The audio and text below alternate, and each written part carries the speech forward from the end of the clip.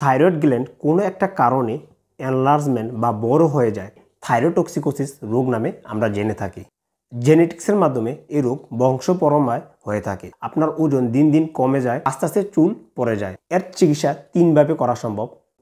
Thyroid গ্রন্থি এটি একটি নরম প্রজাপতি আকৃতির ন্যায়, যেটি আমাদের গলার উপরে অংশে অবস্থিত। যখন থাইরয়েড গ্রন্থিটি বড় হয়ে যায় বা এনলার্জমেন্ট হয়ে যায়, তখন আমরা সেটাকে হাইপারথাইরয়েডিজম বা থাইরোটক্সিকোসিস বলে থাকি। এটি একটি রোগ। এটি থাইরয়েড গ্ল্যান্ডের বা থাইরয়েড গ্রন্থির একটি থাইরোটক্সিকোসিস নামের একটি রোগ। থাইরয়েড গ্রন্থি থেকে বিশেষ করে দুটি হরমোন নিঃসৃত হয়, সেটা হচ্ছে T3 এবং T4।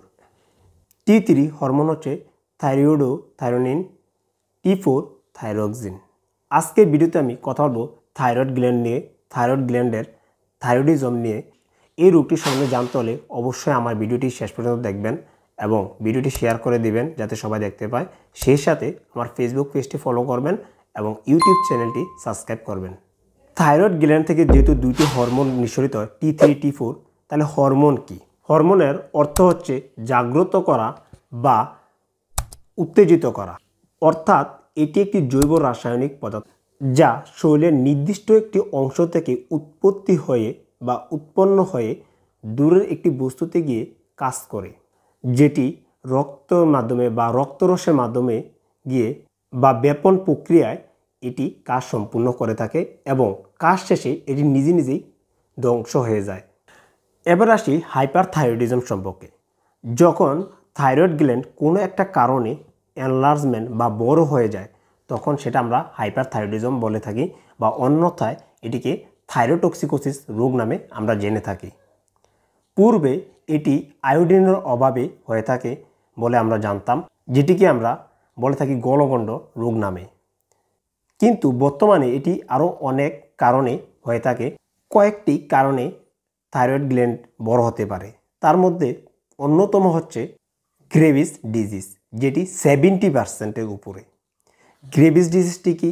গ্রেভিস ডিজিজটি হচ্ছে একটি অটো ইমিউনি ডিজিজ, যেটি থাইরয়েড গ্ল্যান্ডে ওভার অ্যাক্টিং হিসেবে কাজ করে বা যার কারণে থাইরয়েড গ্ল্যান্ড বড় হয়ে যায়। সেটির কারণে থাইরোটক্সিকোসিস বা হাইপারথাইরয়েডিজম দেখা দিয়ে থাকে। এছাড়াও মাল্টিনোডুলার গোয়েটার এর কারণেও হাইপারথাইরয়েডিজম হয়ে থাকে। তাছাড়া সলিটারি থাইরয়েড এডিনোমা, এটি হচ্ছে একটি নন ক্যান্সারাস সেল, যেটির কারণেও থাইরয়েড গ্ল্যান্ড বড় হয়ে যায়। এছাড়াও থাইরয়েডিটিস কারণেও থাইরয়েড গ্ল্যান্ড বড় হতে পারে। এগুলোর মধ্যে আরেকটি অন্যতম কারণ হচ্ছে জেনেটিক্স কারণ। জেনেটিক্সের মাধ্যমে এই রোগ বংশপরম্পরায় হয়ে থাকে। বংশে যদি কারো এই সমস্যা থেকে থাকে বা থাইরোটক্সিকোসিস থেকে থাকে, তাহলে তার পরিবারের অন্যদেরও বা তার পরবর্তী প্রজন্মেরও অন্যদেরও এই রোগটি হতে পারে। হাইপারথাইরয়েডিজম হলে কিছু লক্ষণ দেখা দেয়। কি কি লক্ষণ দেখা দেয় আসুন এবার এক এক করে জেনে নিই।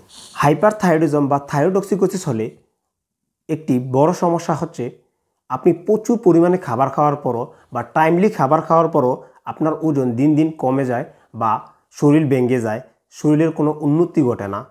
হিট ইনটলারেন্স হচ্ছে অর্থাৎ অনেক ঠান্ডা থাকা অবস্থাও পেশেন্টের শরীর থেকে সবসময় ঘাম পড়তে থাকে বা সোয়েটিং হতে থাকে। এছাড়াও পালপিটেশন বা ট্রেমর দেখা দেয়। ট্রেমর হচ্ছে ইনভলিউন্টারি মাসেল বা হাত কাঁপাকাঁপি করা বা কাঁপাকাঁপির মতো একটা দেখা দেওয়া। এছাড়াও ডিসপনয়া বা শ্বাস প্রশ্বাস ছোট হয়ে আসা, যেটা আমরা বলতে পারি অ্যাজমাটিক সমস্যা বা অ্যাজমা রোগীদের মতো সিমটম দেখা দেওয়া বা লক্ষণ দেখা দেওয়া। এছাড়াও শরীর দুর্বল লাগা, কাজ করতে অনীহা প্রকাশ করা, ইরিটেবিলিটি বা সবসময় বিরক্তি প্রকাশ করার মতো উপসর্গ দেখা দেয়। অনেক সময় এটিকে অনেক সাইনাস টাকিকার্ডিয়া বা হার্টবিট বেড়ে যায়। তাছাড়াও কার্ডিয়াক ফেলিওর হওয়ারও সম্ভাবনা থাকে। এছাড়াও হাইপারথাইরয়েডিজমের কারণে বা থাইরোটক্সিসের কারণে ডায়রিয়ার মতো সমস্যাও দেখা দেয়, তবে এটা সবসময় থাকে না, মাঝে মধ্যে এটা দেখা দেয়। এছাড়াও অ্যাঙ্কেল সোয়েলিং বা পা ফুলে যাওয়া, পায়ে পানি আসার মতন লক্ষণ দেখা দেয়। তাছাড়া অ্যালোপেশিয়া বা মাথার চুল আস্তে আস্তে পড়ে যাওয়া মতো লক্ষণ দেখা দেয়। এছাড়াও মাংসপেশিতে ব্যথা অনুভব করার মতো উপসর্গ দেখা দেয়। হাইপারথাইরয়েডিজম হলে আপনি আপনার গলাতে হাত দিলেই আপনি বুঝতে পারবেন কোনো একটা দানাদারের মতো হাতে লাগতেছে বা একটু বড় হয়ে গেছে, সেটা অনুভব করা যায়। এটি কনফার্ম হওয়ার জন্য আপনি কয়েকটি টেস্ট করতে পারেন বা কয়েকটি টেস্ট করলেই এটা কনফার্ম হওয়া যায়। বিশেষ করে ব্লাড টেস্ট, একটি ব্লাড টেস্ট করলে এটা কনফার্ম হওয়া যায়। এছাড়া আরেকটি গুরুত্বপূর্ণ থাইরয়েড ফাংশন টেস্ট করলে আপনি বুঝতে পারবেন যে আপনার থাইরয়েড গ্ল্যান্ড বড় হচ্ছে নাকি ছোট আছে, যেটা আমরা বলি হাইপারথাইরয়েডিজম বা হাইপোথাইরয়েডিজম। বিশেষ করে সেরাম T3, T4, TSH এই টেস্টগুলো করলে আপনি বুঝতে পারবেন যে আপনার থাইরয়েডিজম আছে কিনা। এছাড়াও আপনি ইমেজিং টেস্ট করতে পারেন, বিশেষ করে থাইরয়েড স্ক্যানিং, আল্ট্রাসাউন্ডের মতো টেস্টগুলো করতে পারেন। তাহলে আপনি 90%-এর মতন বা 99%-এর মতন কনফার্ম হয়ে যেতে পারবেন আপনার হাইপারথাইরয়েডিজম আছে কিনা। হাইপারথাইরয়েডিজম পেশেন্টের জন্য আরেকটি গুরুত্বপূর্ণ টেস্ট হচ্ছে ইসিজি করা। ইসিজি কেন করবেন? ইসিজি করলে আপনি জানতে পারবেন আপনার হার্টে কোনো সমস্যা আছে কিনা বা আপনার সাইনাস টাকিকার্ডিয়া আছে কিনা, সেটা একটা ইসিজি করলেই বোঝা যায়। এবার আসি এর চিকিৎসা পদ্ধতি। আপনি কিভাবে এর চিকিৎসা করবেন? এর চিকিৎসা তিনভাবে করা সম্ভব। প্রথমত আপনি অ্যান্টি থাইরয়েড ড্রাগস মেডিকেশনের মাধ্যমে নিতে পারেন। আরেকটি হচ্ছে রেডিও অ্যাক্টিভ আয়োডিন থেরাপি।